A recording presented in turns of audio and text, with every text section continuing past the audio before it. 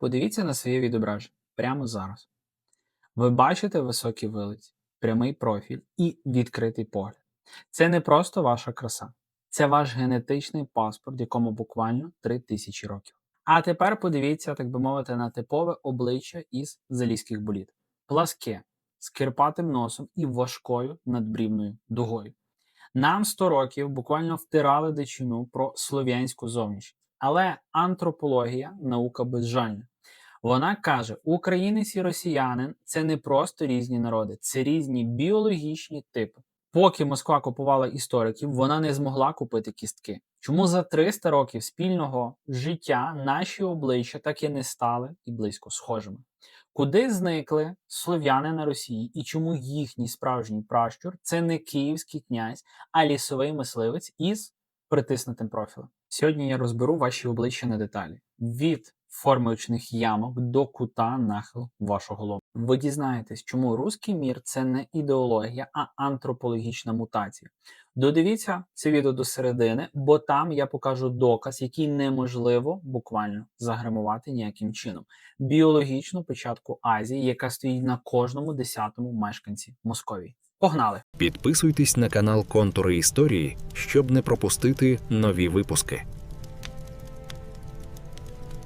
Щоб зрозуміти, чому ми такі різні, потрібно дивитися не в наші паспорти, а на землю під нашими ногами.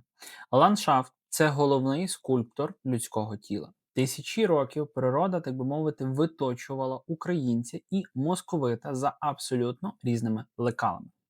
Україна – це край відкритого горизонту. Наш антропологічний тип, який видатний вчений Василь Дяченко називав центральноукраїнським, сформувався в умовах сонячного лісостепу. Що це дало нам, так би мовити, біологічно? По-перше, це зріст. Українці історично на 10-12 см вищі за жителів Залізьких боліт. Це не просто статистика якась, напевно, та голі цифри. Це еволюція. У відкритому просторі високий зріст і розгорнуті плечі – це буквально є перевага. Наші предки мали масивну грудну клітку, бо дихали вільним степовим повітрям, а не гнилим туманом хащів. А тепер перенесемося на північ у те саме, так би мовити, залісся, яке Москва називає своєю колискою. Густі, непролазні ліси, дефіцит вітаміну Д і постійна вологість. Природа там, вона буквально не будувала гігантів. Вона створювала тип, який антропологи називають лапоноїдним субстратом. Це низький зріст, короткі кінцівки та специфічна будова тазу. Чому ж? Бо в лісах і болотах високій людині важче вижити, важче пересуватися, важче зігрітися. Більше тіло, тобто більше потрібно обігрівати. Коли у 18 столітті Петро І почав набирати рекрутів, він зіткнувся буквально з катастрофою. Великороси були масово недомірками порівняно з українськими козаками. Москва намагалася це пояснити поганим харчуванням. Але ні і близько. Це була генетична стеля для їхнього населення. Фіно-угорські племена Меря, Мурома і Весь, які стали біологічним фундаментом російського етносу, передали їм свій, так би мовити, лісовий скелет. І ось тут починається буквально найцікавіше. Різниця в зрості – це буквально лише верхівка цього айсберга. Справжня прірва зашита в пропорціях обличчя.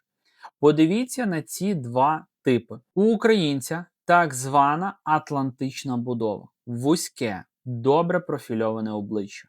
У московита пласке, широке обличчя з низьким переніссям. Це не просто, якась там, так би мовити, інша краса. Це інша біологічна адаптація до того середовища, де слов'яни ніколи не жили до приходу загарбників. Ми – діти сонця і степу, вони – діти тіні й болота.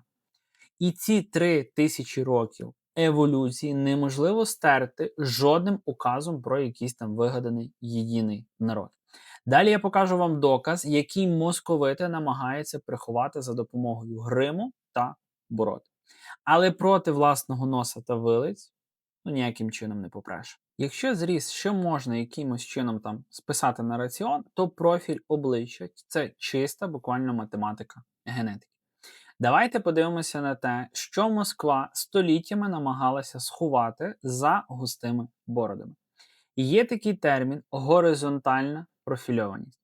Простими словами, наскільки ваше обличчя, так би мовити, об'ємне і тривимірне. Справжній слов'янський тип, який зберігся в Україні, має різкий, чіткий профіль. Високе перенісся, прямий або злегка динарський ніс і підборіддя, що впевнено виступає вперед. Це ознака класичної європейської антропології. А тепер гляньте на типовий залізький анфас. Обличчя наче притиснуте пресом. Перенісся низьке, а вилиці, і це ключовий момент, не просто широкі, вони буквально розгорнуті в сторону. В антропології це називається малярним виступом. В українців вилиця плавно відходить назад, створюючи європейський овал. У росіян вилиця тримає, так би мовити, тримає обличчя пласким, як у монголоїдних народів. Це класичний маркер фіно-угорського субстрату Мері та Мещери. Ваші очі вас не обманюють. Коли ви бачите людину з таким, так би мовити, млинцеподібним обличчям, ви бачите нащадка лісових племен, яких просто передягли в слов'ян. Ви бачите ці схеми? Це дані, які десятиліттями гнили в закритих архівах, бо вони буквально руйнують міф про 3 братніх народи абсолютно вщент. Професійна антропологія – це зброя, і щоб я міг діставати для вас такі факти буквально щодня, незважаючи на постійні скарги, ботів та спроби заблокувати правду, мені потрібна ваша підтримка. Ви бачите під відео кнопку «Спонсорувати». Це ваш внесок у те, щоб українська правда звучала гучніше за московську пропаганду. Спонсори каналу – це мій тил. Ви отримуєте доступ до ексклюзивних матеріалів, закритих стрімів та джерел, про які не прийнято говорити вголос. Якщо цей контент допомагає вам тримати інформаційну оборону, ставайте частиною нашої спільноти. Дякую кожному, хто вже є з нами, а ми повертаємося до залізьких облич. Зараз ми розберемо те, що росіяни намагаються виправити навіть пластичними операціями. Отже, ніс. Російська пропаганда зробила курносость, візьмемо це в лапки, термін, брендом слов'янства, щоб виправдати зовнішність своїх же ж власних вождів. Але відкрийте будь-яку працю з антропології Русі. Там ви не знайдете масової курносості. Наші предки мали прямі шляхетні профілі. Кирпатий ніс – це анатомічне пристосування для фільтрації вологого, холодного повітря лісової смуги. Це спадщина тих, хто тисячі років жив у землянках серед моху. Але подивіться ще вище, на кут нахилу лоба. В українців лоб частіше прямий і високий, що характерно для мешканців півдня. У представників оцього їхнього руського міра ми часто бачимо так званий тікаючий лоб з потужними надбрівними дугами.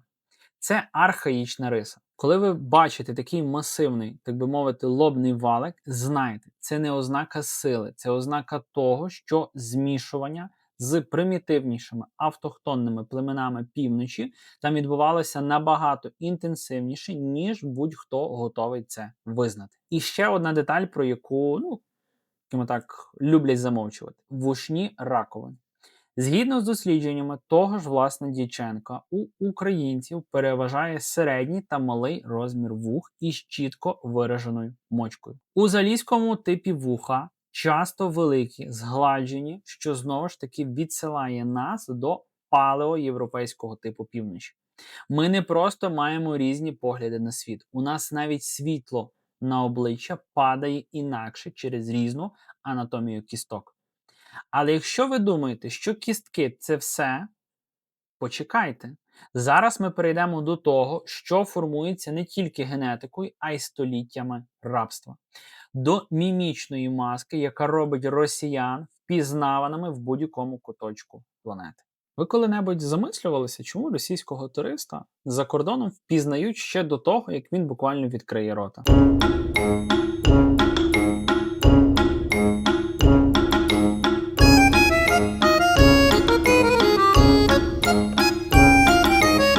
Справа не в бренді одягу чи мові. Справа в тому, що антропологи називають соціальною маскою. Це те, як століття історії застигають на ваших м'язах обличчя, формуючи унікальний вираз, який передається від батьків до дітей як модель виживання. Українське обличчя історично це обличчя відкритого типу. Наші предки жили в культурі громад, де треба було домовлятися на віче, посміхатися сусіду на ярмарку, дивитися в очі партнеру. Це сформувало специфічний тонус м'язів, розслаблені кутики губ, активні м'язи навколо очей, що відповідають за щиру посмішку. Навіть у буквально найважчі часи на старих світлинах українських селян, допустимо, часів Голодомору чи будь-якої із війн, ми бачимо прямий погляд. Це погляд власника людини, яка має право на власну землю і власну гідність. А тепер подивіться на, так би мовити, залізьку мімічну модель. Психоантропологи виділяють так звану маску гніву або маску покірності, століття кріпацтва, де ти власність пана і ординського деспотизму, де будь-який вияв емоцій міг бути сприйнятий як бунт, буквально заморозили обличчя росіян. Це опущений погляд, постійно напружені жовна та стиснуті в тонку лінію губи.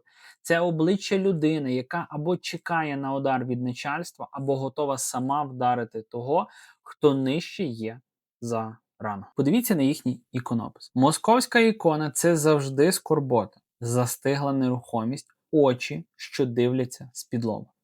Порівняйте це з українським бароковим живописом, де святі мають живі, майже людські обличчя з м'якими рисами. Це не просто різні художні школи, це художники малювали те, що бачили буквально навколо себе щодня. Найцікавіше – це нерухомість верхньої частини обличчя у типового мешканця РФ. Дослідження показують, що міміка лоба та брів там значно менш активна, ніж у європейців. Це не просто суворий характер, це біологічний наслідок негативного відбору. Століттями на Московії виживав той, хто вмів бути сірою масою, хто не виділявся, хто мав те саме кам'яне обличчя, яке ми бачимо у їхніх сучасних вождів. Це маска, яка каже: мене тут немає, я ні за що взагалі тут не відповідаю. У нас же це на противагу світле обличчя. Це не поетичний зворот, а антропологічний факт. Через іншу будову вилиць та інший тонус м'язів світло на українське обличчя падає м'якше, створюючи менше тіней у ділянці очей. Ми нащадки вільних людей, і ця свобода зашита в тому, як ми рухаємо бровами чи посміхаємося незнайомцям. Але якщо ви думаєте, що міміка – це останній аргумент, то зараз я викладу на стіл буквально козир, який неможливо замаскувати жодним вихованням. Це анатомічна деталь, яка проводить чітку межу між Європою та Азією, прямо по лінії вашої повіки.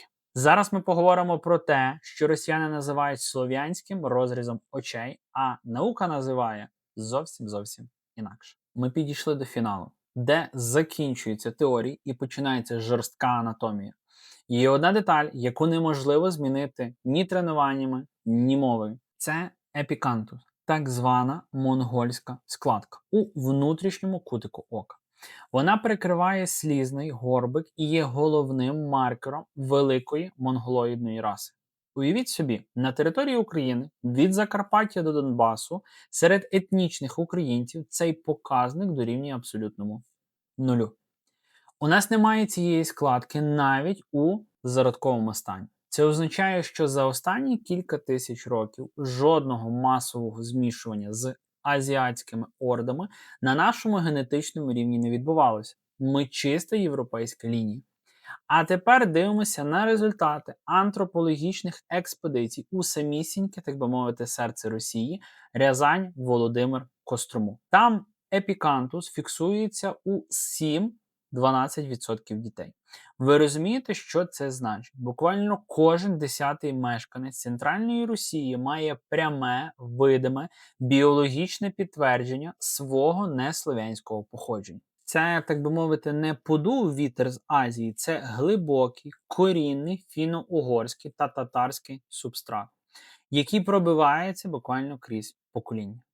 Навіть якщо складки немає, сама форма очної ямки у росіян часто буває високою та пласкою, що знову ж таки відсилає нас до палеоазіатських типів. Це пояснює той самий, так би мовити, важкий такий погляд, про який ми говорили раніше. Коли пропаганда каже про триєдиний народ, вона просто ігнорує той факт, що біологічний кордон між нами та ними такий же самий чіткий, як кордон між постелею та лісом. Ви не можете бути одним народом з тими, у кого зовсім інша архітектура черепа. Отже, давайте підіб'ємо підсумок нашої анатомічної ревізії. Високий зріст проти низького, об'ємний європейський профіль проти плаского залізького обличчя, відкрита міміка вільних людей проти застиглої маски кріпацтва. І нарешті абсолютна відсутність азіатських маркерів у нас проти їхнього масового прояву на Московії. Ми різні не тому, що ми так самі вирішили чи захотіли. Ми різні, бо нас виховувала різна земля і різна історія. Наші обличчя – це фортеця, яку ворог не міг захопити за 300 років окупації. І кожного разу, коли вам кажуть, що ми однакові, просто згадайте про ці кістки, м'язи та погляди. Правда написана на наших лицях, і її не змити абсолютно жодною брехнею. Пишіть у коментарях, чи помічали ви ці антропологічні відмінності в житті. Можливо, у вас є власні спостереження щодо міміки чи будови обличчя. Давайте обговорювати це в коментарях. Не забудьте підписатися на контури історії та підтримати канал спонсорством. Це допомагає нам робити такі глибокі розслідування. Дякую, що ви з нами, дякую, що дивитеся. Знайте свій рід, шануйте свою породу, бережіть себе і слава Україні! Підписуйтесь на канал Контури історії, щоб не пропустити нові випуски.